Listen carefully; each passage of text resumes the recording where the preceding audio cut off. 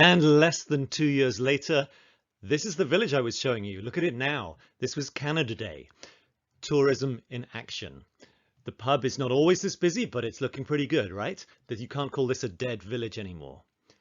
And one of the wonderful things they do, apart from using lovely materials here, is that they sell beer from the local brewery. McKinnon Brothers Brewery is in this village. Technically at the edge of the village, there's farms where they grow their own barley, they grow their own hops, they grow many of the ingredients which they use to make their beer. And now, just down the road, you've got another restaurant that's opened up. Welcome to the Beachside Barbecue. Here you've got a cute little tiki bar, cocktails, that kind of thing. For food, it's your pulled pork and burgers. Quite good quality stuff here as well.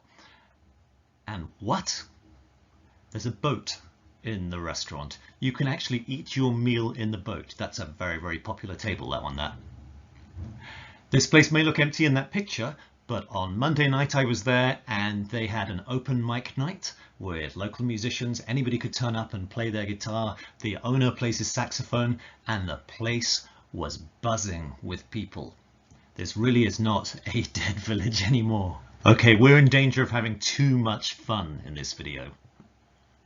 Why are we studying this course now? Why is it even more important now, this year, than last year or the year before? If you've been watching the news, if you've been looking at the weather, if you've been looking out of your window this year, unable to see the CN Tower because of the smoke from the forest fires all over Canada, forest fires in Spain, forest fires in Australia, forest fires in Sicily, Italy, all over the world, the place is burning, the planet is burning. And when the planet is burning, the ice is melting. These poor little penguins, these cute little fluffy little penguins, thousands of them are dying as the Antarctic ice that they are born on starts breaking up. You may not know this, but they're covered in feathers, right? But baby penguins, these are emperor penguins, their feathers are not waterproof. They need to be a little bit older before their feathers and their coat become waterproof and that they can handle the sea and swim in the ocean. And at this stage, what's happening is the ice is melting and breaking up early, and these guys end up in the water freezing and drowning. And why you? Because you can make a difference. I hear a lot of people whining and saying, oh, the government should do this, or the government should do that, or big business should do this, big business should do that. No, you actually have to help make the difference, okay? And you can make differences wherever you work. I've taught this course for a couple of years now, and students have told me how they have brought certain ideas to their hotel managers or to their restaurants, and they are making little differences. And this will only work if lots of people work together. It's all the little differences added up. It's not just hoping that some, I nearly said idiot, some wonderful person in government will make this happen for us. This is a chance for you to make a difference. And tourism is a very, very interesting topic when it comes to sustainability. Now take a look at this picture. This is kind of the obvious stuff, right? This is the green stuff, the eco stuff that you know about. You know that there are wildfires. You know that the ice is melting. You know that coral is being damaged. You know that the ocean is getting warmer right now. This week, it's the warmest it has ever been. Seriously, the news just came out. And we know there are big storms all over the planet, right? Now, what has this got to do with tourism? I'd like you to just sit for a moment and take a look at this picture and think, how does each one of these topics relate to tourism?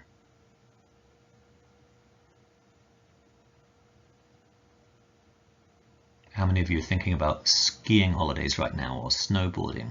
How is that affected when there's less snow and ice? What do people have to do? What changes could be made? What about the coral reefs? Where does that fit in with tourism? Go on, say it out loud. Shout at the computer. Nobody else is listening. Don't worry about it. They don't care. How does rising sea level affect tourism destinations? Think about it. But we need all kinds of people on board, okay? This is not a left-wing thing. This is not a right-wing thing. A lot of people think green and eco is just a topic of the left or maybe liberals. And some liberals are doing really well. The Democrats in the United States have made a massive investment in sustainable technology right now. So what about these guys? This is at COP26, which was a very, very important climate change summit in Glasgow in Scotland in 2021. And so the host was the United Kingdom. That's why you've got Boris Johnson, the former leader of the UK there. Now, he's conservative, very conservative. Before he was Prime Minister, he was the Mayor of London. While he was Mayor of London, they introduced quite a few interesting things. They started what we used to call the Boris bikes, which are similar to those Bixi bikes that you have in Toronto and many other cities, where you can just rent a bicycle from one spot, take it to another and leave it there. And during his and his colleagues' prime ministership, Britain did a heck of a lot of surprisingly good things in terms of power, wave power, wind power. It's not all about left and right. We need the right-wing people on board too. We need rich people on board. I mean, think about it. Elon Musk, okay, former international student in Canada, went on to become the richest man in the world. Yes, in some ways he's a bit of an idiot. In other ways he's brilliant, and he is showing great leadership in things like electric cars. Electric cars are cool now. They didn't used to be cool. When I was young, we had electric cars. They were the sort of thing Mr. Bean might drive. Okay, nobody wanted them. Nobody was going to drive them except funny little Mr. Bean guys. Now, Teslas are cool. Okay, so we want these guys on board too. You'll have noticed one of the other people there, aside from the leader of the United Nations, there is the leader of the biggest democracy in the world. Okay, in fact, the most populous country in the world, India. India, we need India on board. Okay, India has made promises about what they're going to contribute to reducing temperature increase on this planet. And we need the creativity and the initiative that India and Indian businesses have been showing for decades and arguably centuries. We need this to help us. So if you know anybody from India, you need to persuade them that we need to be on board when it comes to saving this planet. Yes, I know there are probably people from India watching this video now. Fantastic. I need you to do your thing, and I need you to persuade your parents, your grandfathers, your uncles, your aunties to do the same thing too. I say aunties particularly because this is not a male-female thing either. COP27, 1 year later, so 2022, December I think, was in Sharm el-Sheikh. Do you know where that is? Please shout out at your computer which country Sharm el-Sheikh is in. No, it's not Dubai. No, it's not UAE. Okay, there's a hint, okay, the letter E. It's in one of the most amazing tourist countries in the world, one of the very popular destinations, Egypt. But it's not by the pyramids, it's over by the water, actually, by the Red Sea, and it's one of the most brilliant scuba diving destinations on the planet. Okay, and these ladies came from Tibet, actually. These people from all around the world came to COP27. You know who wasn't at COP27? Mr. Modi, unfortunately. Neither was the leader of China. But there were other big countries, big economies there. How many of these guys do you recognize? Which countries do they represent? Which big economies? And huge countries when it comes to tourism. You got it, the guy on the left? Yep, that's President Macron of France, followed by the relatively new Chancellor Scholz of Germany. Okay, think about tourism in Germany. Guy in the middle, you might recognize him, Rishi Sunak, the current Prime Minister at the time of me recording this video, you never know, the current Prime Minister of the United Kingdom, one of the world's prime destinations for tourism and tourists, with the busiest tourism airport in the world.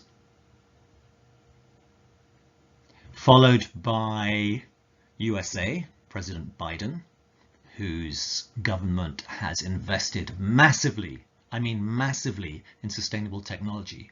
Don't let anybody tell you that they haven't been doing anything in this government and they haven't been good for the economy. They are doing amazing things for a sustainable economy, not just for a greedy economy. And at the end, you've got Prime Minister Sanchez, I think his name is, of Spain. And Spain has had quite a few things like fires and heat waves hitting their tourism industry, but they depend massively on tourism. People from, funnily enough, England and Germany spend most of their tourist dollars, pounds, and euros going to Spain. Okay, huge destination for tourism. And that's what we need. We need those power brokers, those influential people, those people who set policy, including financial policy. A lot of conservative faces in that row just then. We need them because we need investment to help sustain this planet. Can we afford it? Is it worth doing? Okay, and we can't just afford it, we have to be able to afford it. Otherwise the whole lot of us die. What's it all about? It's all about the bottom line. Please remember that. It's all about the bottom line. But there's more than one bottom line. It's not just about money. We call it the triple bottom line. There's 3 more P's for you, okay? Those of you who were in my courses before, you know about the 4 P's. Now I've got 3 more P's for you. People, planet, profit. Pause your video. Take a moment to read through the words on this screen. People, planet, profit. They all matter. You can't have one without the other. Unless I guess you had communism, then you might not worry about profit. But even the most communist countries have financial policy, okay? And you need to use money and invest it in the right places to stimulate the green economy rather than the greed economy. And don't forget the people. Not much point of a planet without people. The ants and the cockroaches might disagree, but let's try and save the people for now too. But it's so expensive, right? Like organic food, that's way too expensive. And doing the eco-choice, going to an eco-friendly restaurant. Yeah, it costs money, okay? It costs money. These things aren't free. You can't just say the government's going to do this, the government's going to do that. That money has to come from somewhere too, and it comes from normal, hard-working people paying the taxes, okay? And yes, it may seem to be more expensive. You do have to pay more if you are eating meat and the meat comes from animals that have been allowed to run around in a field, animals that are allowed to peck, animals that are allowed to run and jump and have a life, instead of animals that live in boxes or cages. And what if you want to eat fresh vegetables that haven't been sprayed with lots of pesticides and other chemicals? What if you want more natural food? It will cost a bit more because it costs more time to put the effort and the time into doing that. It costs more time, it costs more money. So yeah, it's a bit more expensive, or is it? Just think about this for a moment. How expensive is this? Okay. Trashing the planet is expensive. It has a financial cost, it has a human cost, and it has an environmental cost. Okay, trashing the planet is expensive. So sustainability is worth it unless you just want to create. I'm too polite to say what I think of this disgusting, disgusting mess. And it's not just the environment that suffers here, the fish that are eating the plastic, the humans who then eat the fish that have eaten the plastic. It's also people who suffer, people whose lives are messed about, people whose lives are destroyed. Just look at this. This is from flooding due to rising water levels and more dramatic storms. Now think about that water. Okay, that's not just water. Let's look. In the corner we have some happy little animals here who've managed to survive and not been drowned. And we've got some happy little kids here. There's something else in that water. Yep. You know what. Okay, there's disease floating in that water. This is going to affect people's health. This is going to affect people's lives. Okay? Fixing that is not cheap. We need to do what we have to do to live sustainably and to live properly. It is all about the bottom line, the triple bottom line. People, planet, profit. Profit, planet, people. Doesn't matter which order you do them in. It's all about the triple bottom line. You got that? But I know what you're thinking. It's still too expensive, right? Everybody wants cheap, cheap, cheap. Cheap flights, cheap food, cheap everything. You know what? Perhaps you're wrong. Wouldn't that be good? Is sustainable tourism economically viable? Well, according to the Forbes Travel Guide, yes it is. Current consumer trends show us that a lot of people do want experiential travel. They want real connection with local culture, local customs, local food, local people, and local heritage. Forbes is an organization with a magazine. It has the richest list of the richest people in the world, the richest entertainers in the world, the richest business people in the world, and so on. These people know about money.